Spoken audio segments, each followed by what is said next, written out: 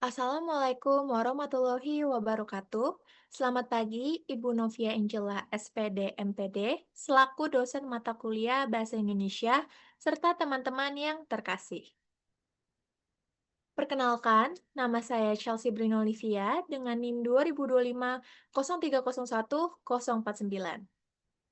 Pada kesempatan kali ini, saya akan mempresentasikan materi tentang ragam bahasa dalam mata kuliah Bahasa Indonesia.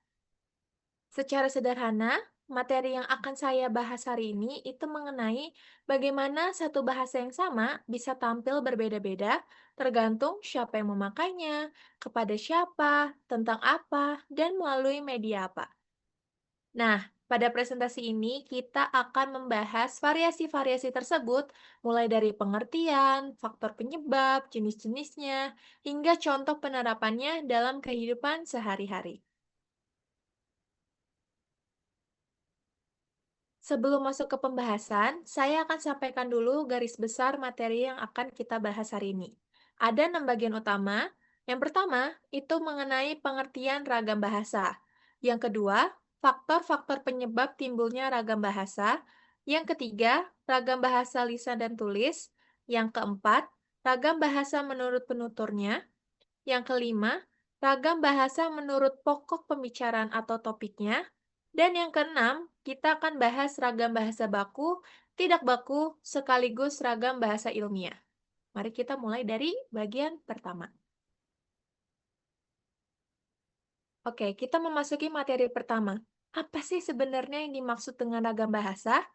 Ragam bahasa adalah variasi pemakaian bahasa yang berbeda-beda, tergantung pada topik yang dibicarakan, hubungan antara pembicara dan lawan bicara, orang yang dibicarakan, serta medium atau sarana yang digunakan untuk berkomunikasi.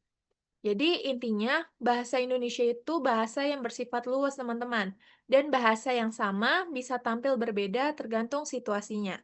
Misalnya, cara kita bicara dengan teman dekat tentu akan berbeda dengan cara kita berbicara dengan dosen, meskipun sama-sama menggunakan bahasa Indonesia. Seperti yang dikemukakan oleh Bachman pada tahun 1990, variasi bahasa ini itu muncul karena bahasa yang dipakai oleh penutur yang latar belakangnya beragam itu untuk keperluan yang beragam juga. Dan secara umum, ragam bahasa ini bisa kita tinjau dari tiga sisi. Yang pertama, itu dari segi media, apakah lisan atau tertulis. Yang kedua, itu dari segi penuturnya, misalnya dari dialek atau dari latar sosial.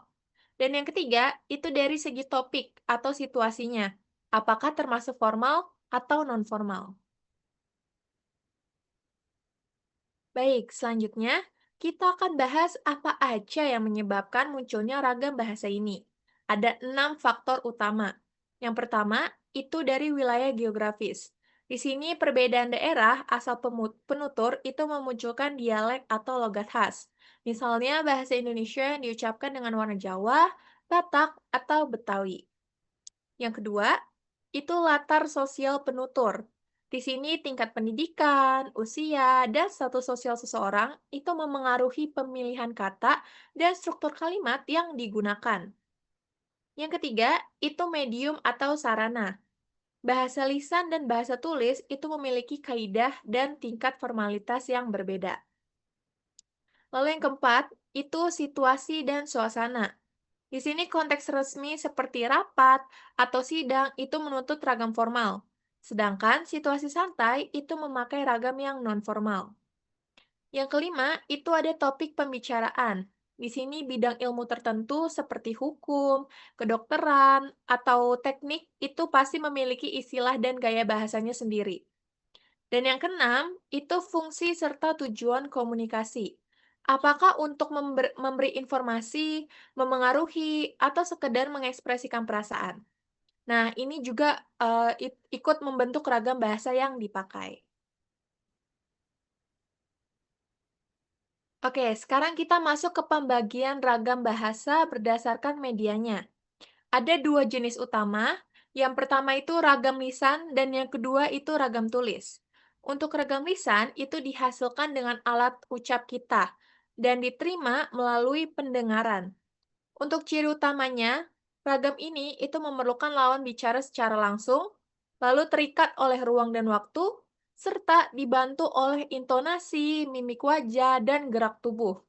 Nah, karena itu struktur kalimatnya seringkali lebih longgar atau nggak lengkap.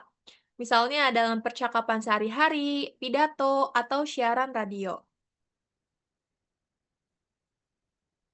Nah, sebaliknya, kalau ragam tulis itu dia dihasilkan dengan memanfaatkan tulisan atau aksara dan diterima melalui penglihatan.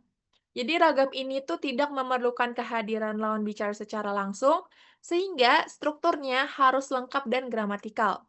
Dan karena tidak ada mimik wajah atau intonasi yang membantu, ragam tulis ini sangat bergantung pada tanda baca dan ejaan agar maknanya jelas. Contohnya, seperti surat resmi, artikel, laporan, atau buku. Oke, selanjutnya kita lihat dari segi media. Ragam bahasa itu juga bisa dibedakan dari sisi penuturnya. Ada 4 jenis. Yang pertama itu ragam dialek, yaitu variasi bahasa yang dipengaruhi oleh daerah asal penuturnya. Contohnya, gue udah bilangin sama dia kok, gue udah bilangin dia kok. Nah, ini adalah dialek khas Jakarta. Lalu yang kedua, itu ada ragam terpelajar. Ini digunakan oleh penutur berpendidikan dengan struktur yang lebih baku. Contohnya, saya telah menyampaikan hal tersebut kepadanya. Nah, itu kan strukturnya tuh bahasanya lebih baku dan biasanya itu dipakai dalam pendidikan gitu. Lalu yang ketiga itu ada ragam resmi. Kalau ragam resmi ini dipakai dalam situasi kedinasan atau formal dan mengikuti kaidah baku. Misalnya, demikian surat ini kami sampaikan untuk diketahui bla bla bla. Dan kalau ragam tak resmi itu dipakai dalam situasi santai antar teman atau keluarga. Contohnya, santai aja, nanti juga kelar kok kerjaannya. Nah, jadi meskipun sama-sama berbahasa Indonesia, gaya bicara seseorang itu bisa sangat berbeda teman-teman, tergantung latar belakang dan situasi sosialnya. Selanjutnya, ragam bahasa itu juga bisa dibedakan berdasarkan topik atau bidang pembicaraannya. Karena setiap bidang itu kan punya gaya dan istilah khasnya sendiri. Nah, ragam ilmiah itu biasanya bersifat objektif, lugas, dan sistematis. Biasanya juga dipakai dalam skripsi, jurnal, atau laporan penelitian. Lalu ragam hukum itu dia bersifat formal dan baku, dengan istilah legal yang khas seperti pada undang-undang dan kontrak. Lalu ragam jurnalistik, ini dia bersifat singkat, padat, dan komunikatif. Digunakan pada berita dan artikel media massa. Lalu ada ragam sastra, ini dia bersifat puitis, konotatif, dan penuh gaya bahasa. Dan digunakan dalam puisi, cerpen, dan juga novel. Lalu ragam pendidikan ini dia bersifat jelas dan instruktif. Biasanya dipakai guru atau dosen saat penyampaian materi ajar. Dan ada ragam sosial politik yang ini bersifat persuasif dan diplomatis, sorry. Dan sering kita temukan itu dalam pidato dan kebijakan publik. Oke, sekarang kita masuk ke bagian yang penting, yaitu ragam bahasa baku dan tidak baku. Untuk ragam baku, itu adalah ragam bahasa yang penggunaannya sesuai dengan kaidah dan pedoman resmi, seperti EYD dan KBBI, dan biasanya dipakai dalam situasi formal. Sedangkan ragam tidak baku itu adalah ragam bahasa yang menyimpang dari kaidah resmi tersebut, dan umumnya itu dipakai dalam percakapan sehari-hari yang sifatnya santai. Lalu, kapan masing-masing digunakan? Nah, untuk ragam baku itu dipakai misalnya pada pidato, pidato kenegaraan, lalu surat dinas, karya ilmiah, ujian, dan presentasi resmi seperti yang sedang kita lakukan sekarang. Sementara ragam tidak baku itu dia lebih cocok dipakai saat mengobrol dengan teman, lalu mengirim pesan singkat informal, atau berinteraksi di media sosial pribadi. Nah, untuk lebih memperjelas perbedaannya, mari kita lihat beberapa contoh nih. Aku punya 3 contoh perbandingan kalimat tidak baku dan baku. Kalimat yang pertama itu kalimat Gue nggak tahu soal itu. Nah, kalau dalam ragam baku itu menjadi saya tidak tahu soal itu. Lalu contoh kedua, itu dia bilang kalau besok libur. Itu menjadi dia mengatakan bahwa besok libur. Dan contoh ketiga itu, kenapa kamu nggak datang? Menjadi, mengapa Anda tidak datang? Nah, dari contoh-contoh ini kan kita bisa lihat bahwa ragam baku itu lebih menggunakan kata-kata yang lebih formal, kalimatnya lengkap, dan menghindari dari singkatan atau kata-kata percakapan sehari-hari. Oke, selanjutnya mari kita bahas mengenai ragam bahasa ilmiah. Karena ragam ini kan sangat penting, terutama bagi kita sebagai mahasiswa yang akan banyak menulis karya ilmiah.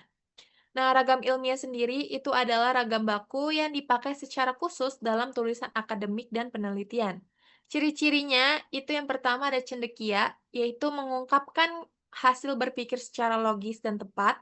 Lalu yang kedua itu lugas dan jelas, sehingga maknanya tidak menimbulkan tafsir ganda. Lalu yang ketiga itu objektif, karena didasarkan pada fakta bukan pendapat pribadi. Dan konsisten dalam penggunaan istilah serta tata tulis. Selain itu, ragam ilmiah juga ringkas dan padat, menghindari pengulangan yang tidak perlu, lalu sering menggunakan kalimat pasif untuk menonjolkan hal yang dibahas, bukan pelakunya, dan bersifat formal dan sesuai kaidah bahasa Indonesia baku, serta menghindari bahasa kias atau emotif.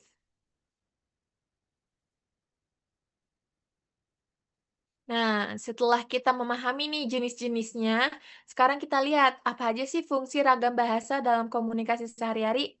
Yang pertama itu sebagai alat interaksi sosial. Nah, hal ini itu bantu penutur menyesuaikan diri dengan lawan bicara dan konteks sosialnya. Yang kedua, itu bagaimana penanda situasi formal. Ini tuh menunjukkan tingkat keresmian suatu komunikasi dari yang sangat formal hingga yang sangat santai. Nah, yang ketiga itu sebagai sarana pengembangan ilmu. Dari ragam ilmiah yang memungkinkan penyampaian gagasan secara sistematis dan objektif. Yang keempat, sebagai sarana ekspresi diri. Hal ini dari ragam sastra yang memberi ruang untuk kreativitas dan keindahan berbahasa. Yang kelima, sebagai identitas kelompok atau daerah. Ini ragam dialek yang menjadi penanda asal-usul dan identitas budaya penuturnya. Dan yang keenam, ini sebagai alat pengatur kepentingan umum, dari ragam hukum menjadi ketepatan dan kepastian makna dalam peraturan yang berlaku. Oke, kita sudah sampai di kesimpulan. Kita rangkum apa yang telah kita pelajari dan kita dapat hari ini. Jadi, kesimpulannya itu adalah ragam bahasa adalah variasi pemakaian bahasa yang muncul akibat perbedaan penutur, topik, situasi, dan media. Berdasarkan medianya, ragam bahasa terbagi menjadi ragam lisan dan ragam tulis, yang masing-masing memiliki ciri yang berbeda. Lalu ada berdasarkan penuturnya. Di sini kita mengenal ragam dialek, terpelajar, resmi, dan tidak resmi. Lalu kita juga belajar berdasarkan topik. Di sini muncul ragam ilmiah, hukum, jurnalistik, sastra, dan masih ada banyak lagi. Dan yang tak kalah penting itu ragam baku yang dipakai dalam situasi formal serta harus mengikuti kaidah kebahasan yang berlaku. Nah, pada akhirnya itu kita akan memahami ragam bahasa ini akan bantu kita untuk bisa berkomunikasi secara tepat sesuai dengan konteks dan lawan bicara kita. Demikian presentasi dari saya. Mohon maaf bila ada kesalahan dalam penyampaian. Saya ucapkan terima kasih atas perhatiannya. Wassalamualaikum warahmatullahi wabarakatuh.